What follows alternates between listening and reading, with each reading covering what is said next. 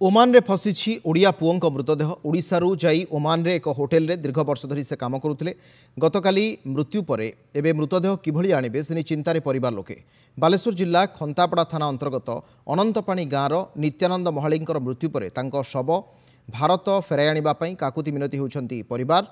सहायता ऑफिस रु ऑफिस घूरी बुलूं परिवार लोके बालेश्वर रेमुणा ब्लॉक बरणसिंह पंचायत अनंतपाणी गाँवर नित्यानंद महाळी पूर्वर दुबई रे आ वर्तमान ओमान रे एक होटेल रे रोसैया भाव में कार्य करुले गतकाली देह असुस्थ होगा पर हॉस्पिटल रे भर्ती होते आउ किछि समय पर विशेषकर मृत्यु होता किछि समय तले मृत्यु होता